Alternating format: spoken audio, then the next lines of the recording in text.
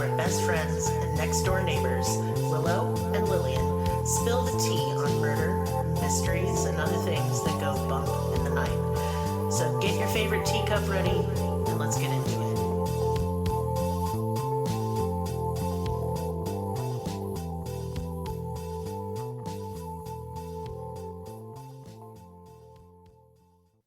Welcome to Cruelty Podcast. This is Lillian, and with me is Willow. Hello. Hello. Sorry we missed last week. Well, I was very sick. Yeah. My allergies have been, and I know it sounds dumb to say allergies made me this sick, but, I had a fever. I had to lay down. It's called hay fever. I felt like I was dying. My whole face was just drooling and itching. Disgusting. And, I just can't podcast when I'm that phlegmy. You don't want that in your headphones. No, and we'd have to spend so much time editing out all my sneezing and wheezing, and I'm better. Physically. Spiritually, mentally. Oh, I'm having a time, but it's okay. It's fine. I'm just going to go crazy. Anyway, so Notorious 90s. I've enjoyed this month. I've considered going into, doing 2 months of it even. Possibly. We'll talk about it. There's just so many cases. I know, there are. That are really good. And, I don't know. Nostalgia. The nostalgia's nice. God, I miss the gas prices and the groceries. I miss the hopefulness of it all. Yeah. How we thought, just another few years. We'll defeat racism. Yeah. It'll all be over. You fool. You just thought things were looking up. Yeah. You're like, wow, the year 2000 is so futuristic. Yeah. And then we got there, and they're like, no hoverboards. Just unprecedented crises every 5 fucking minutes. Yeah. Cool. So, yeah, I don't know. I'm still, because I'm old now, I, think of the 90s with so much, I don't know. There's a glimmer on them. Yeah, they're sparkly. The music was so good. The clothes were good. The eyebrows were bad. Yes, and I'm still suffering. Me too. I have parts that just will never grow back. I plucked them one time in 2003, and they won't go back. Oh, I plucked for years. Look, and I was goth too, so having almost no eyebrows was the thing back then, and you just draw them all crazy back on.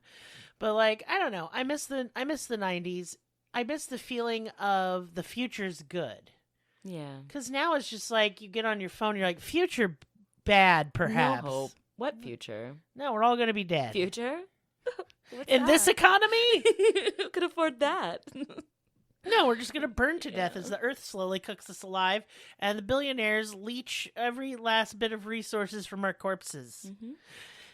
Yay! So that's why I like lingering in the 90s, because it was nicer then in a way. I like to disassociate. I'm really good at disassociating, and this is kind of an avenue of that. So you see the title. You know this case. Everyone, even people who weren't alive in the 90s, know at least about this case, I would wager. And reference it. Yes. Yeah, for sure. And so I thought a lot about how to cover it. It's always called the OJ Simpson case, and I think it's the most famous true crime story of all time. Yeah, absolutely. Yeah. No pressure.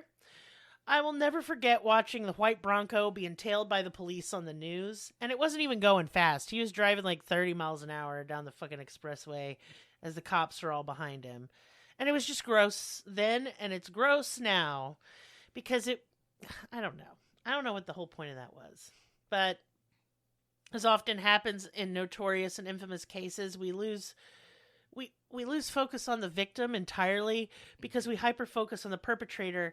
We rarely talk much about Nicole. And it's true in a lot of true crime cases, especially where the killer or perpetrator is really famous. And it's especially true in this case. So much so that in starting the research, I didn't know who Nicole was other than OJ's wife. Yeah, absolutely. Ex-wife. Me neither. And I knew her name and her face, and I knew the tragic and horrifying gory details of her death. But I had no sense of Nicole herself, so that's what I'm covering. I'm covering Nicole. I'm not covering OJ. I don't need to cover OJ. He's been covered. Yeah. But Nicole, not so much. And the other victim in the case, which makes it even more heartbreaking, was Ron Goldman. And I'm not covering him in this episode because I wanted to set aside space for Nicole.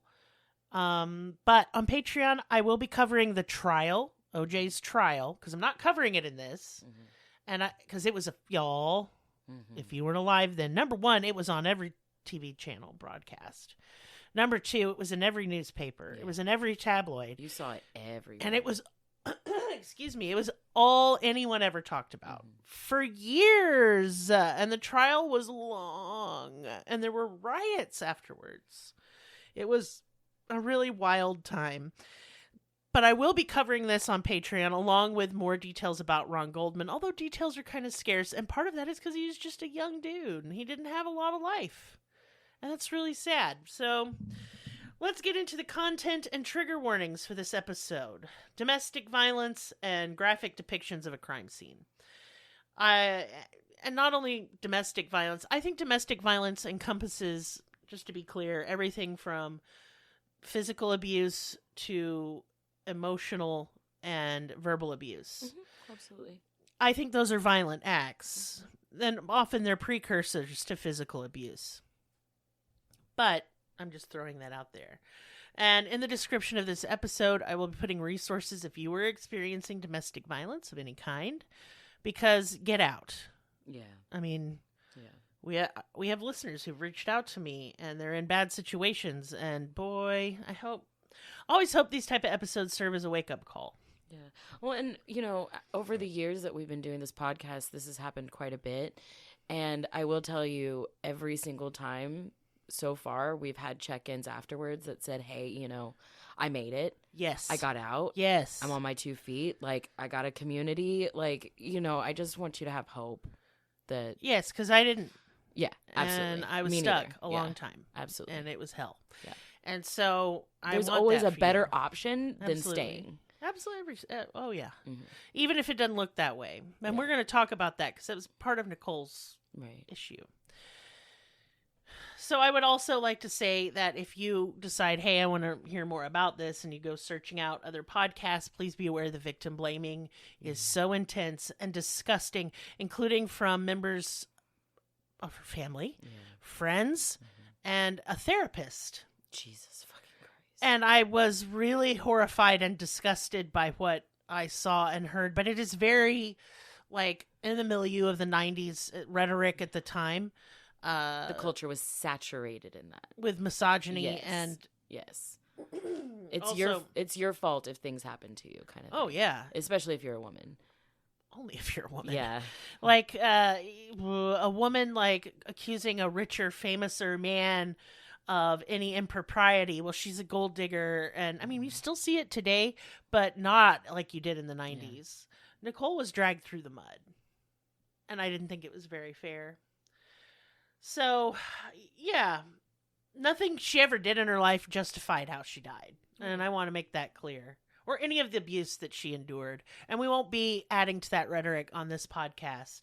But I will point it out because I think it's important to point it out. Right. Because it just feels like gaslighting. Mm-hmm. Especially if you've been a victim of abuse like that. It feels like you're being gaslit too. Absolutely. It's gross. Yeah.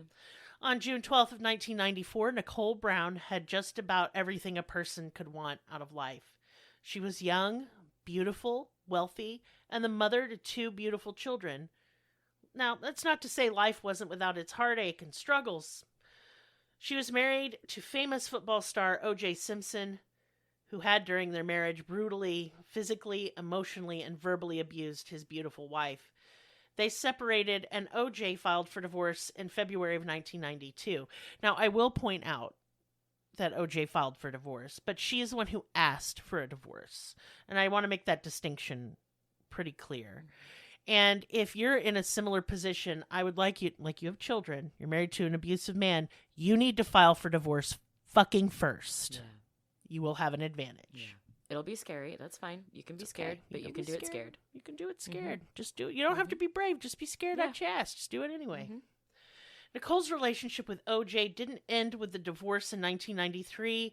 They were very on again, off again, as is common in abusive relationships. By June of 1994, she had been living in a condo in Brentwood, a suburb of Los Angeles. And to paint a picture of Brentwood, I want you to imagine like shops within walking distance of wherever you live. Like upscale shops, organic foods, little markets. I would love to be able to walk to the market, get fresh food, and walk home. That's so precious. It was right by the Santa Monica Mountains. It was only 4 miles from the ocean. It's a beautiful place to live. The townhouse at 875 Bundy Drive was a beautiful Mediterranean-style 3-story home, and it really was very beautiful. It was a townhouse, and she was really proud of it. Yeah. And Nicole was happy here. According to her sister Denise, she said she was just so vivacious, so full of life. I was so happy for her. For the first time in her life, she was able to have her own friends. We were talking about going to Yosemite, camping, taking the kids to Club Med. Everything was going to revolve around the kids. And that's very true of her. She was a good mom. On the morning of June 12th, Nicole woke up at 6:30 a.m. to take a run. She was very into fitness and always went on long runs in the early morning. She ran 9 miles a day. Dear Lord. She was very obsessive in taking care of her physical looks. And that was another thing a lot of people don't realize is they think that only now are people like health obsessed and gym obsessed. Oh, hell no. Have you seen anything from the 80s either? Like the aerobics craze? Oh my Jesus. The leg warmers.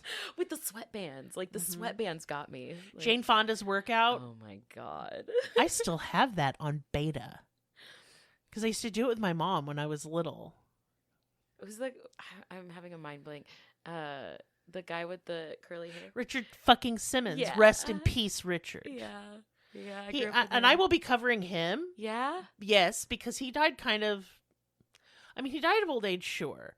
But he was kind of kept almost prisoner by his assistant at the end of his life. Yes. There's a lot of controversy and mystery surrounding it. So I will be covering that on Patreon in October. It's on my list. I loved Richard I'm just Simmons. weirdly connected to him because my aunt looked like him. That's very sad. I know. Yeah, I like him. I love Richard Simmons, sweating to the oldies. Who could forget? Yeah, dude. Deal a meal. What's up, Deal a meal? He was so excited. We've always been obsessed with changing our body to make it different from the way it is now. Right. And how exhausting. Like, I know people spin it as like a vanity type thing. Like, it is for the most part. Well, it can be, but like sometimes you just want to feel better. And part of feeling better is looking better. It's not for anybody else. It's for yourself. Sure, but know? I'm going to say that without societal pressure, we all wouldn't be so hung up on it. True. We wouldn't. Absolutely. We wouldn't. Absolutely. We really place importance But I mean, in on the wrong in things. her aspect, the way that people look at her. I'm going to say You she know. took it too far on this and okay. might have had an issue with it. And OJ was partly to blame for that, for Yeah. sure. For sure. He was terrible to her about her postpartum body. Oh, shit. Yeah, So it became a thing. it was a bit of an obsession and Yeah. I think a form of self-harm. And it can be an addiction. 9 miles a day is ridiculous. Running can be a huge addiction because It you get a can. huge wave of endorphins. That's and right. And all she's kinds of very things. controlling about what she ate and how thin she remained. And she was always very thin. And I'm not shitting on her for this. I think she had a problem. Yeah, absolutely. And I think it's because her ex-husband completely destroyed her self-esteem. And it's such a shame because if you ever look at a picture of Nicole Brown, she's fucking lovely. Yeah. Absolutely gorgeous. Stunning woman. But that is the product of abuse. It is. She was just that very typical California blonde beautiful. You know, it's kind of like the all-American beautiful at this Right. point, I would say. Whether we want it to be or not, or whether Right. that's fair or not. When you think of California, America, you'd picture a woman who looked like Nicole. Yeah. So that morning, her famous ex-husband, OJ Simpson, was playing golf. After he retired from playing football, he got into golfing, and it became a real passion of his and would later get him into trouble. It's a long story. That night, he was supposed to fly to Chicago to host a celebrity golf tournament, and he would make that flight. This period of Nicole's life was really the first time she had independence. She'd met OJ when she was only 18 years old. How old was he? He was 30, I believe. Uh-huh. Go ahead and make the face. Mm-hmm. This was not as controversial in the 90s, by the way. No, it wasn't. People didn't really bat an eye. And that's how people like Jerry Seinfeld and Woody Allen got away with being absolute disgusting pig perverts. She'd never had the chance to really be on her own and go her own way. She'd literally never lived alone in her life. Nicole was learning about herself and getting to live life on her own terms for the first time. Nicole met OJ in 1977 in a fancy Hollywood club, kind of / restaurant, where she worked at the time. According to her sister, it was love at first sight. Nicole didn't really know he was as famous as he was. She assumed he was famous because that's the clientele of the club she worked at. She just wasn't into sports and only had a vague notion of who OJ was. And OJ was also an actor at this time. He was an idolized jock. I almost said jerk, but he is also a jerk. That's true. But I'm going to paint a picture for y'all because you don't get it. If you weren't alive in the 90s and 80s. Prior to this incident. 70s, 80s, and 90s is when you needed to be alive to really know who OJ Simpson, the Juice, was. Orenthal James Simpson is his full name. Always hated his name. Orenthal? Orenthal James, yes. And so he went by OJ and had the nickname the Juice, obviously because orange juice. Yeah. We get it. Haha, funny. He was an amazing runner. More than even a football player, that man could fucking run like the wind. And he was a running back for the Buffalo Bills, I think it was. Sorry, I don't know sports. Not fucking important. But he was like the most famous football player of the 80s, I would say, for sure. And he was also a black man. And that's important because, like, the whole black male athlete celebrity thing kind of started with OJ. And he went on from being not only a celebrity football player, but an actor as well. He was in a lot of movies at the time. Was he a good actor? Fucking no. But he was a really handsome man. And he was so all-American to everybody. Because football meant, like, you're a football star back then, you're a hero. Right. Football stars were seen way more wholesomely than they are today. Now we think of somebody who's, like, a player. You know what I'm saying? Like, covered in girls and money. But it's not how people viewed OJ. Yeah.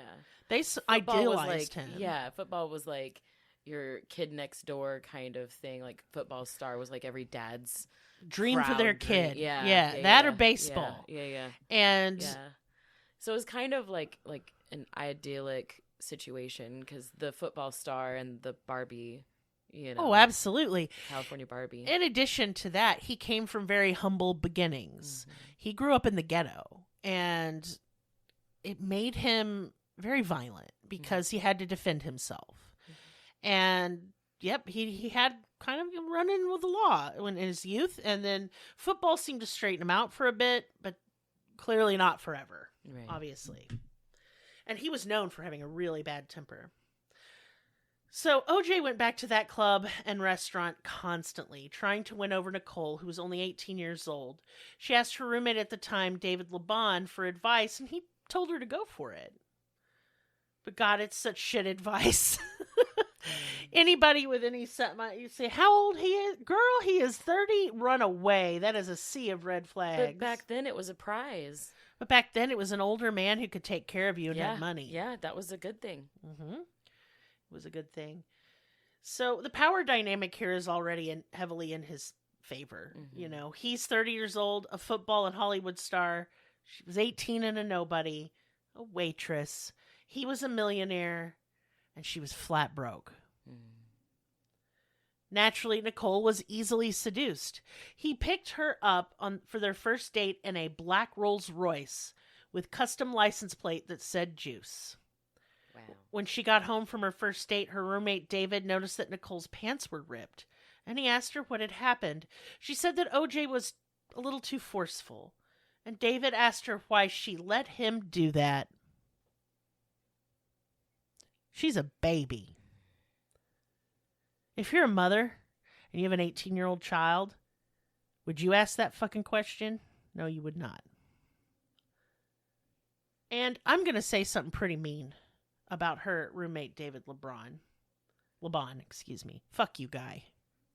Fuck you for saying that to her. Yeah. Fuck you for your shitty attitude. And you may say you guys were platonic and, never had any You did. You did, you lying cunt. And you just let him abuse your friend. You should have set her down and say, honey, this is not how a man treats you. But you blamed her for it? Why didn't she do something? Have you seen, number one, if you've seen Nicole, she's little. She's very thin, petite. She wasn't like super short or anything. I think she's like 5'6", pretty average. But he's huge. OJ Simpson is fucking huge. He is just a wall of muscle. What do you mean? Why did you let him do that? Yeah. I'm sorry, y'all, but this shit makes me really angry. She's a kid. What was she supposed to do? And when we see how this all ends, this could have been stopped right there. Could have been fucking stopped right there. Had her fucking family and her fucking so-called friends stood up to her, for her. Mm-hmm. It is why, and hey, I've lost friendships over this. Yeah. If I see a man mistreating my friend, I will say something. And I do not care if it ends that friendship. I have got to morally absolve myself of whatever could happen. And I hope these motherfuckers are just simmering in guilt for the rest of their lives. Because she was beautiful and didn't deserve this. And she wasn't beautiful just because she had a beautiful face. She was a beautiful person. Yeah. She was kind. Yeah. Just makes me sick. Sorry. Rant over. It's okay. No, it triggered something in me because I have had that happen. Yeah. Nicole just shrugged it off and said that she just liked him.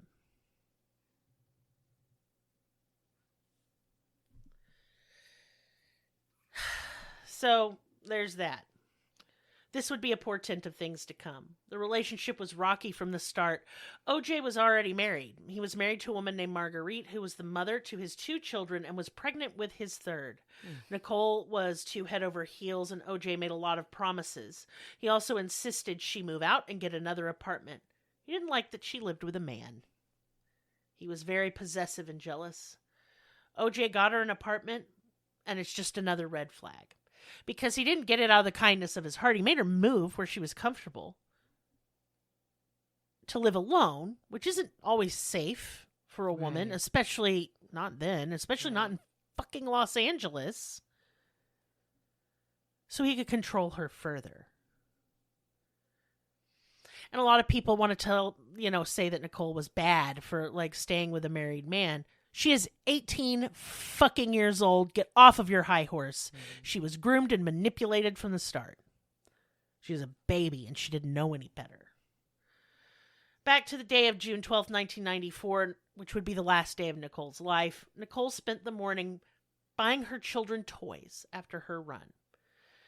She later goes to a florist to get yellow roses for her daughter Sydney, who had a performance at a dance recital at her school. Baby girl. She got some flowers for her house, too. And I just think this is incredibly sweet and just shows how much of a devoted mother Nicole was for her children. That she bought her daughter flowers is so precious. Mm-hmm. Just precious. Mm-hmm. She got quite a lot of alimony from OJ, and a lot of commenters on the documentary I watched called her a gold digger. Far from it. He ensnared her when she was only 18, disrupting her life completely. She was married to him for 8 years, and the alimony kept the lifestyle she'd grown accustomed to being in, married to OJ. But that was not how she was raised, and definitely not the environment she was born into. Nicole Brown was born on May 19th, 1959 in Frankfurt, West Germany. Her mother was Judith Ann, Judy Brown, and her father was Louis Hezekiah Brown Jr., Lou. Judy was German, and her father, Lou, was American. She was the second of 4 daughters born to the couple. Her sisters are Denise, Dominique, and Tanya. She had 2 older half-sisters, Wendy and Margaret, from her father's first marriage, and she had an older half-brother, Tracy, as well. So she had a pretty big family. Her family moved to the United States because her dad was in the service, which is why, he met her mom in Germany. So they moved to the United States in 1963 when Nicole was 4, and they moved to Orange County, California. Nicole loved the beach. She loved surfing. Nicole and Denise were close in age, and they were very popular in high school. They both were homecoming princesses and were well known for exemplifying the California aesthetic of being tan and blonde and tall and beautiful. Nicole went to Dana Hills High School and wanted to marry a wealthy man when she was asked what she wanted to do when she grew up. But she was asked this when she was like 15, 16. And this gets brought up a lot as kind of evidence of that she's manipulative in some way. That's so weird because, like, I randomly, like, whenever I was scrolling the other day, I saw a video from, like, the 1950s of asking high schoolers the same thing. And all of the girls were like, I want to marry someone rich so I can be at home as a housewife. I would like to be a housewife. Because you're like, told to be. Yeah, that's the epitome of what womanhood is to marry somebody who can financially take care of you so that way you can take care of a home. That's it. That's all you get. And look, it wasn't much different in the 90s. No. It was a little different. Like, it was kind of being pushed now, that girl power thing. It's a thing, but it doesn't mean but it's it was in a new. practice. But it was kind of Like, new. It was kind of we new. believe in it, but we don't do it. But she was just wanting to do what her mom had done, is Right. marry well and then Yeah. have a family. Yeah. I think that's like a traditional, like, human thing to do too. Oh, I do disagree. I mean, to just be at home and take care of your family. You know what I mean? Sure, but like, I disagree. It should be a solo practice. But I'm not going to get into sociology right now. 1,000%. Yeah. Her friend David Laban met Nicole when she was in high school. He frequently photographed her and her sister, and they were just stunning young women. Nicole showed some talent for photography herself, and inspired by working with David, Nicole wanted to become a photographer after high school. She considered going to photography school, but ended up moving in with David in Los Angeles to find work there.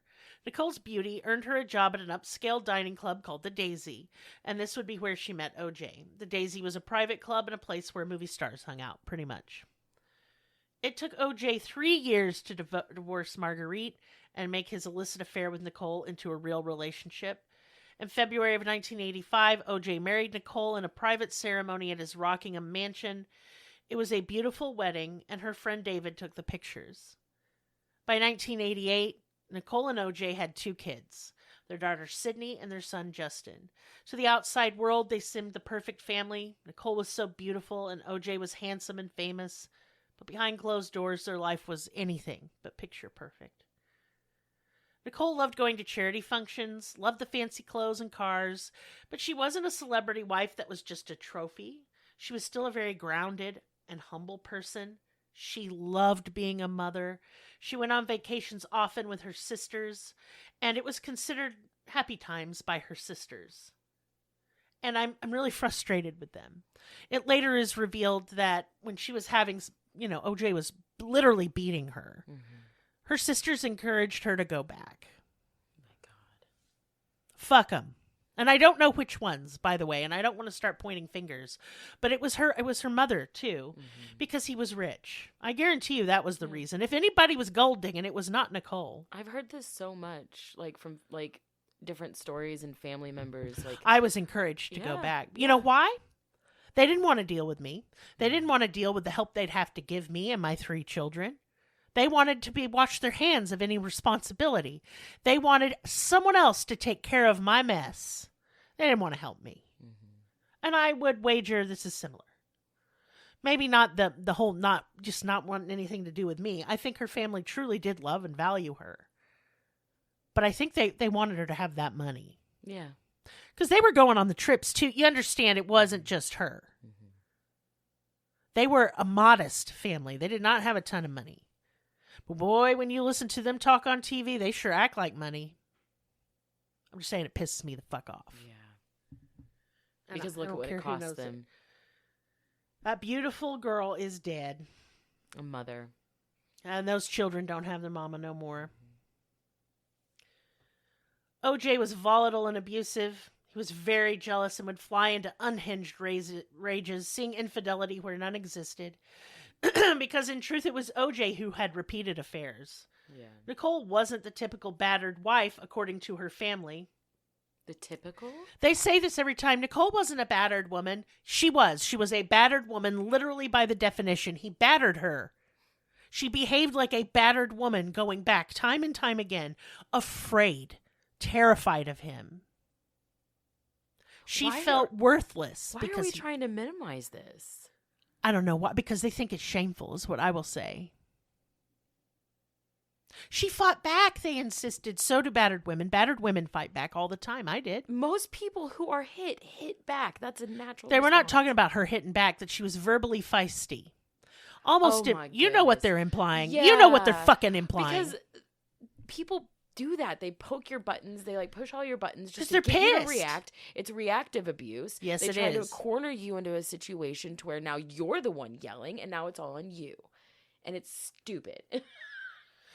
For lack of better terms, it's psychologically it makes me so mad. just a thing that happens. It really is, and it's a huge when you form take of it abuse. over and over and over and over, you eventually fucking snap, Yeah. and you want them to hurt just as much as they've hurt you. Absolutely. And it's not because you're vicious or mean. It's because if they hurt like you hurt, then they'll understand and they'll stop. Yeah, They'll realize they love you. exactly.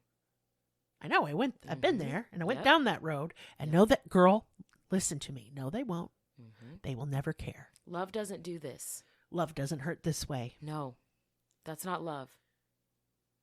That's some kind of cruel obsession, but it's not love. To me, there was no real standing her ground when he could so easily physically overpower her. And I think it's a little disingenuous to say she wasn't the typical battered wife, because we come in all flavors, y'all. Mm-hmm. I was feisty too. Didn't mean I didn't get abused any lesser anymore. Right. She desperately wanted to save her marriage. She loved him. She started to blame herself for his rages, thinking that her feistiness brought on the abuse. So she started going to therapists, trying to fix herself for him. Her therapist said she was complex, and the situation of her marriage was complex, and that Nicole saw the benefits of being married to a rich and famous man, and let those benefits cloud her judgment. And the therapist said this literally about a dead woman murdered by her ex-husband on the fucking television for the world to hear. Again, with this shitty fucking narrative that she was a gold digger. And let me put it to you this way. Let's say she was. Let's say she was a gold digging bitch. So fucking what? Did she deserve to be brutally murdered and beaten? Terrorized, screamed at, called nasty names so her beautiful children could hear it? Cry and be afraid? Nobody deserves that. A fucking dog don't deserve that. I want the narrative of Gold Digger to be wadded up into a nice little ball, no lube, shoved up the ass of the next person who says it. Gold digging doesn't exist. We are in a patriarchal society. If you want women to be subservient, then don't you fucking get your boxers in a twist when we want money in return. Fuck you. Thank you very much. I'm done. Sorry. This case infuriates me. It does. I want everyone listening to put yourself in her shoes. You were 18 when you met OJ, fresh out of high school. You lived in a studio apartment where you had the bed and your roommate slept on the floor in a sleeping bag. Here swoops in this handsome, rich man who wines you, dines you, showers you with gifts and promises of love. He's 12 years older than you. You have a whirlwind romance for 3 years, and yes, he's married, but he's swearing to you that he's leaving his wife, and then he does. So of course you marry him, and you give him 2 beautiful babies, and he starts to really treat you like shit. He calls your postpartum body disgusting, calls you a pig. He hits you, screams at you, cheats on you. He controls every aspect of your life, from whom you can be friends with to what you can wear. Down the line, you desperately want to save this marriage. You know he's cheating on you. You know he's rich and he can afford the best lawyers to take your kids from you and screw you over. You will be left with nothing, and on top of it all, he's your first love, the only romantic love you've ever known. It wasn't just about the money. It was about keeping her kids safe and happy and being able to provide for them like they were used to. It was Nicole understanding that she had nothing if she didn't have OJ, which is exactly right where he wanted her. It wasn't just about the money. It was survival. Because what else was she going to do? What the fuck else? She had no schooling, no job. She spent her entire life being a little trophy wife. Right. Fuck off with this Yes. narrative. Yes. She deserved half of everything he had. to raise those babies. Full stop. Mm-hmm. Nicole didn't tell her family that he was abusing her, but I mean, later on down the line, she did. Like during the marriage, she didn't, but you could have noticed she had bruises. OJ had a knife collection, and Nicole was terrified of knives. So when he was very angry with her, he would threaten her with them as a means of terror and control over the young woman, and it worked because, of course, it did. As the years wore on, the fights between the couple escalated. He beat her, battered her face. She would call the police, and this happened many times during their marriage and even after their marriage. On New Year's Day in 1989, the police were called to OJ's mansion. The housekeeper refused to buzz them in, and Nicole emerged from the bushes, badly beaten and half naked. She told police OJ was trying to kill her. OJ was arrested, and this made national news. He was charged with assault, to which he pleaded no contest. It was a misdemeanor charge. He was ordered to take 3 sessions of counseling. Jesus fucking Christ. A fucking joke of a charge and a joke of a sentence. Had he been sentenced properly, she would be alive. Yeah. They literally said, all right, buddy, get her again. Like, what the fuck? In addition to the constant emotional, physical, and verbal abuse, OJ was always cheating on Nicole, and in 1992, she just simply couldn't take it anymore, and she left him. She got strong, and she left him. But it's hard to leave an abuser, and I know this firsthand. I took back my own abuser 3 times over the course of 13 years, and I will tell y'all this. He ain't good looking, and he ain't rich. Right. And I took him back. Worthless, ugly bastard whose dick didn't work half the time. I took him back. Why? I was afraid. I was so scared. I was scared of not having money to take care of my kids. Oh, you want to call me a gold digger? He didn't have fucking 2 nickels to rub together for warmth. But he had a little bit, enough to feed those babies. Right. I would do anything for those babies, is what I thought. Nicole wanted OJ back after leaving. She loved him, so she sent him videos of their wedding and heartfelt letters. They tried to reconcile, but on October 25th, 1993, Nicole called 911 and OJ's vile temper and rage was caught on tape by the dispatch. I'm not going to repeat it. It was awful. Nastiest things he said to her. Despite this, Nicole continued seeing OJ well after the divorce. She had started to document the abuse, storing pictures of cuts and bruises on her battered face and in a safety deposit box. She knew he was dangerous and she feared he would kill her. Love and fear are powerful motivators, and nothing is more dangerous than an abusive man you are trying to leave for good. Nicole documented the abuse in order to eventually sue for full custody of her daughter Sydney and her son Justin. She worried about leaving them in OJ's violent care. She feared he would turn on their kids, hurt them to hurt her, and that's a valid fear. My own children were used as threats against me. He would threaten to take them from me and would ominously say I would never see them again. Nothing puts more terror into a woman's heart than those words, I promise you. On the day of Nicole's murder, OJ called her after her shopping trip, and a waitress at the country club he was at, playing cards with some of his friends with, said that he was shouting at someone on the phone, and that someone was Nicole.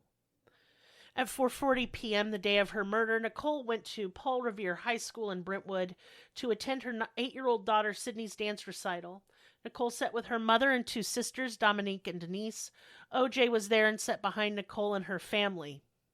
Even though right behind them, watching. Nicole ignored him as best she could, given that over the past few days, OJ had been threatening to report Nicole to the IRS over the sale of a property. He had been harassing her with phone calls, so him sitting behind her wasn't some innocuous thing. He was there to continue to intimidate his ex-wife. Absolutely. 2 years earlier, Nicole had moved to a rental property to try and get out from OJ's control. The divorce awarded her a cash settlement of $500,000. Y'all, he's worth millions and millions and millions. Yeah. And $10,000 a month in child support. Nicole was trying to reclaim her life. She was single for the first time, kind of in her life, since she was 18. She didn't really date officially, because she couldn't. He was so jealous and he was stalking her, and he threatened her anytime she was seen with a man. But she flirted and she had little flings here and there. OJ seemed to move on right away and had a new girlfriend.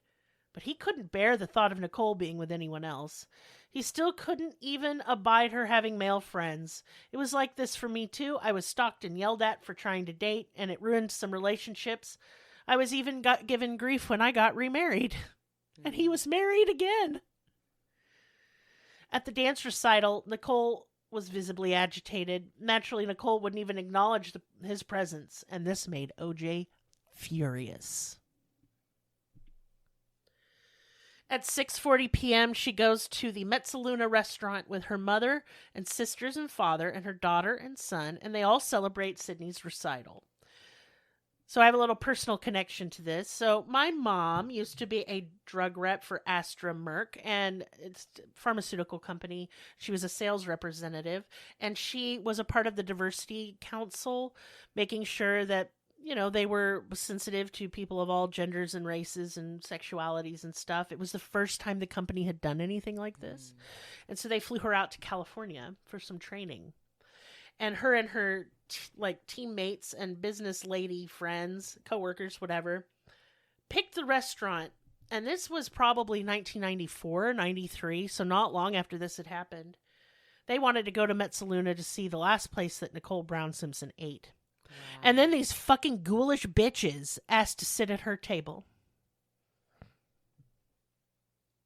They were kicked out of the restaurant. My mom, who was a monster of a person, was horrified. Just horrified. Wow. Nicole was a regular at the Italian casual restaurant. She'd become friends with one of the waiters there, and that would be Ron Goldman. They had become casual friends about 6 weeks before her and his death. Now, Ron is rarely talked about in this case, and I'll be doing an episode on Ron and the trial, but I just want to point out that they were not lovers. They were only friends. I mean, the thing that really pisses me off is that people want to turn this into some romantic relationship that they had. Right. They don't want to talk about how unnecessary this death was. Yeah, because it makes his death meaningless. Yeah. And it is. And it is, yeah. Absolutely. It needs to be pointed out that his death was fucking meaningless. Yeah. Because when I explain why he was at her place, this is the most sad, fucked up situation. He was a beautiful young man. He was a good kid. Yeah, and he was just a kid. He was in his 20s. God. At the dinner, Nicole told her mother that OJ would always be her soulmate. And I think that's really sad. Yeah. Despite everything he did to her, she just couldn't escape his charm and manipulation. At 8:40 p.m., Nicole grabs the bill and heads home. After dinner, Nicole took her children and a friend of her kids for ice cream.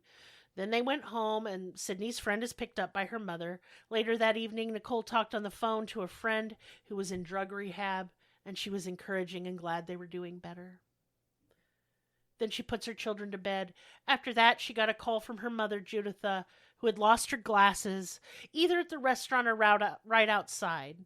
She asked her daughter to try and find them for her. At 10 p.m., Nicole called Mezzaluna looking for her mother's glasses.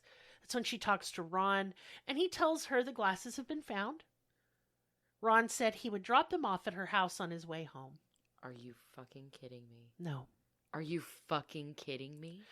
Despite what the media wanted to say at the time, and even after, Ron and Nicole were never anything more than friends.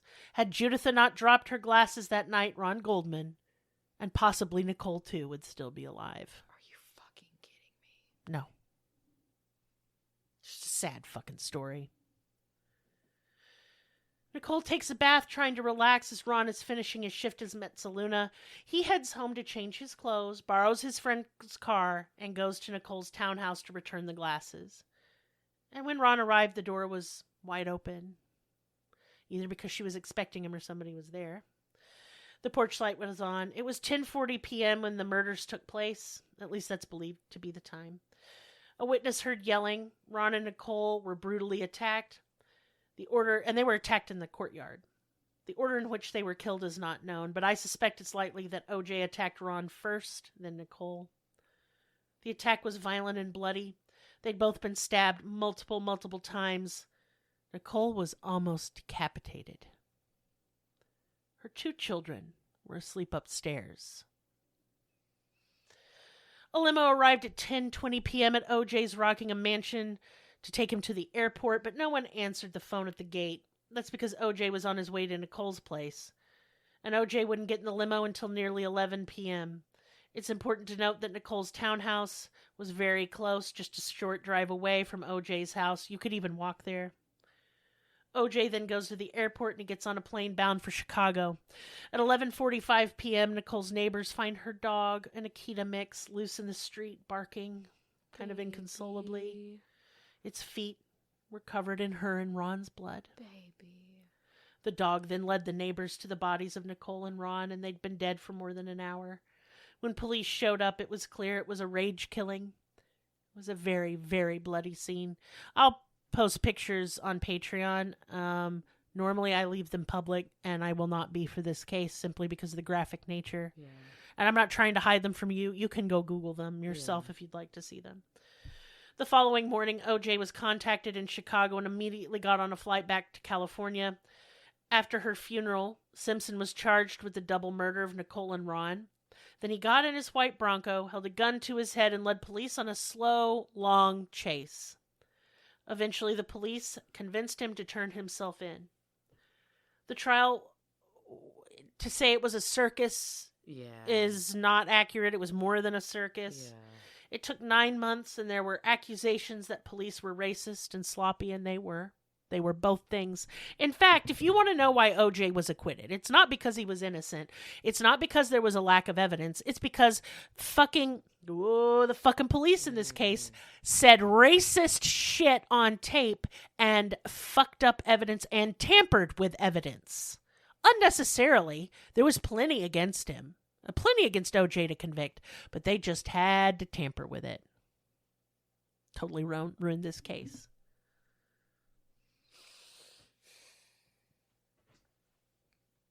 OJ was acquitted. However, he was found guilty in a civil suit brought about by the Browns and Goldmans. He was ordered to pay $33 million in damages. He just never got around to paying that. Just never got around to it? They can't just take it? I mean, you can have a judgment, but then the family would have to pay to have the judgment enforced. Ugh. So usually these are things in name only. Yeah. He was found guilty in that suit, and he hasn't got around to paying that yet. He wrote a book infamously called If I Did It, Confessions of the Killer, where he detailed how he would have killed Nicole and Ron had he been the one to do it. Confessions of a Killer? Mm-hmm. That it was universally seen as a confession. OJ never profited from this book, however, and it wasn't even published by him. He was ordered not to publish it. Absolutely. The Goldman family published it instead. I got all the money from it. Good for them. Wow. Good for them. Ron was not even fucking considered in this whole fucking thing. And of course, the Brown family, Nicole's family's fucking pissed because they didn't get a bite of that pie, did they? And the thing is that pisses me off is how dare you, when you're going on the talk show circuits, when you're writing books, when you make a foundation for domestic violence and then steal money from that foundation and mishandle funds and mismanage the whole thing, how dare you come after that family for just trying for something, anything, to like help with the sting of the pain of losing Ron. Eat shit. Yeah. Eat all the shit. Plus, they knew it would make OJ look fucking bad, and it did. They wanted it out there so the world could see what kind of piece of psycho shit OJ Simpson really was. It made him look so fucking guilty. It spelled out exactly how he killed her. I'll be really getting into that in the Patreon case. I've read the book. I've read it. Wow, I bet it's a doozy. It's nasty. Jesus. Nasty bullshit. OJ is now dead. He died on April 10th of this year. He was sent to prison in 2008 for robbery and kidnapping, but was released in 2013 because no one ever wanted to throw the book at this depraved, violent psycho. 2023 was diagnosed with prostate cancer and passed away in April. Good. I hope he rots. His estate is supposed to go to the Brown and Goldman family. I can't find that it's actually gone through yet or not because his lawyer was going to contest it, like a real slimeball cunt rag. His cremains were given to his children, Sidney and Justin. There was no public memorial for Orenthal James Simpson because he doesn't deserve one. If you want to know about the trial and all that shit, join our Patreon. Enjoy. We have so much content there. I just thought Nicole's story doesn't need to be for profit in any way. Yeah. Everyone should hear it. It's important. I hope it vindicates her. It's my goal. She didn't do anything wrong. What did she do wrong? She was just abused. Right. I don't care if she was a gold digger, and I don't even think that she was. It's just because she's pretty. It's because she's pretty and she didn't have anything. Mm-hmm. He hunted her down, not the other way around. She was just at work, minding her own fucking business. She's 18. Mm-hmm. Sorry, Alex. You know how I get. I'm hot under the collar. Mm-hmm. And I hope it did her justice. I think so, yeah. Thank you. Mm-hmm. She was a beautiful soul and didn't deserve what happened to her. And you don't deserve it. If you're out there being abused, you do not deserve it. Nothing you did, nothing. I don't care if you stepped on his dick. You did not deserve any mean words. You don't deserve to be called names. You don't deserve to be gaslit. Your feelings are important. They matter. You matter. Get out. Even if he isn't hitting you, he will. He will hit you. Or he'll do worse. And you will be the one ended up on the news with babies that have no mama. Mm-hmm. Get out and get your kids and your dog and get the fuck out. Please. There will be resources in the description of this podcast. But if you also would like to email me, my email will be there too. Feel free. I will do whatever I can. Right. I can't do a lot, but I can talk to you at least. And then you not feel so alone. Mm-hmm. But I ain't gonna be easy on you. You get the fuck out. I'm not gonna cream puff you. Tough love, baby. Mm-hmm. But love all the same. Yeah. And now it's time for business time. It's business. It's business time. Let's talk about business time. Anyway, Patreon, Discord, merch, do all of that. Please join our Discord. Mm-hmm. I want you to know I want to hear what 90s cases really grabbed your attention or ones you're curious about if you weren't born in the 90s. Also get in here and member with me and let's go on nostalgia times with the 90s. He's membering. We're going to member together. Yeah. But other than that, you can always send us some love on coffee. Yeah. We would appreciate it because we like coffee, but I mean, it doesn't have to be for coffee, but it could be. Yeah. I haven't when's the last time we had a fancy coffee? Like a couple months ago. Yeah. We could use some fancy coffee. And it's like fall time now. There's a crispness to the air. It's so beautiful. The leaves is a changing. We can have a warm latte. I like to get a London fog, and that's going to be a chai. Yeah. And then a fucking coffee latte. Earl Grey. It's Earl Grey, isn't it? Excuse me, but I like a chai latte too. I like that, but I like the London Fog one. It's good too. Yum, yum, yum, yum. A little whipped cream on it, a little nutmeg sprinkled. I will say I stopped by Starbucks on my way to a photo shoot recently, and they have what I used to make for myself while I worked at Starbucks. They have it on the menu now. It's apple cider and chai. And it's so delicious. Yum, yum. It's so fucking good. I got it iced because it was hot that day, but I bet it was really good warm too. Oh, hell yeah. Hook us up. Fuck. Now I have a craving. I know. I want some. It's like, I look at my bank account and I was like, but we need a little treat. And it's like, bitch, we are negative $2.47. I have 55 cents in my account. And my last paycheck just went straight to bills. That's all. That's all we got is bills. I was able to pay a bill and get some groceries, and somehow I overspent, and I don't even know how because I'm really careful. So I really think that overdraft fees should be illegal. Oh, I have today to find $2.47, or I will get a $35 overdraft fee. Actually, I got tipped at work the other day, so I have some cash. Don't you dare. Yeah. Don't you dare. You will keep your money. You do not give me your money, not one time. No. How dare you? Yeah, it's okay. How dare you? I push you like shopping cart. I push you like shopping cart against the wall. I love that. Thank you. Yes, and then I go to jail. Jail for 1,000 years. More, please. No. Okay, so if all you can do, though, to support this podcast is listen, well, hey, it's for you, and thank you. I appreciate you. Yeah. Also, if you're on YouTube, hit all those fucking buttons they tell you to hit. Mm-hmm. Or else. It really helps. It does help. Mm-hmm. It just helps get the podcast out to more people. Helps the algorithm.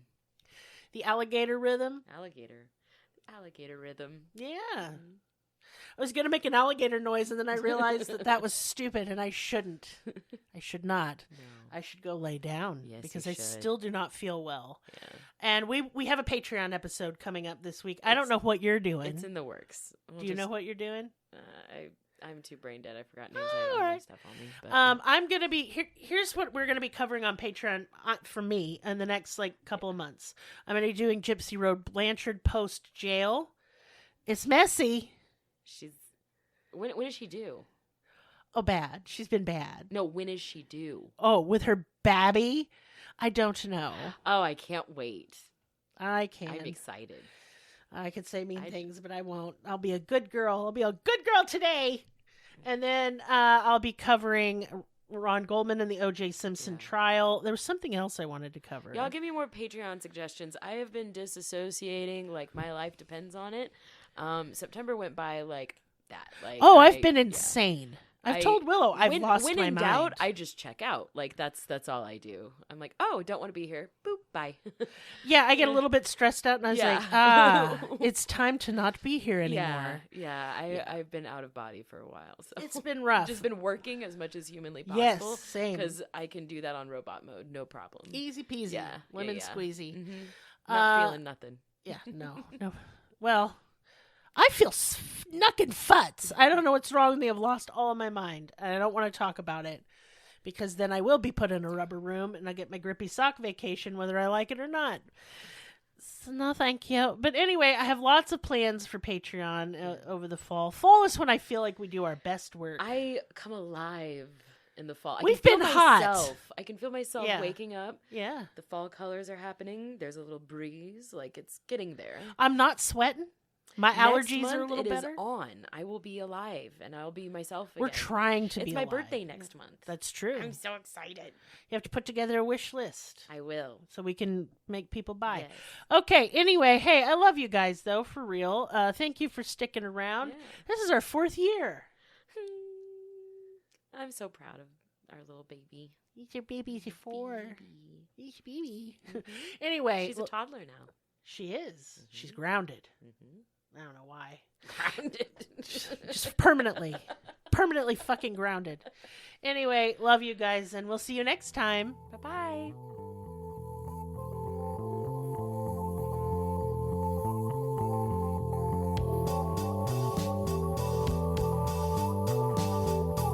Us on your social media platform of choice. Linktree/Cruelty has all the links. Check out our Patreon for exclusive episodes, merch, ad-free episodes, live ghost hunts, and much more. Please be sure to subscribe. New episodes are uploaded weekly. Thank you so much. See you next time. Music and production by Libby.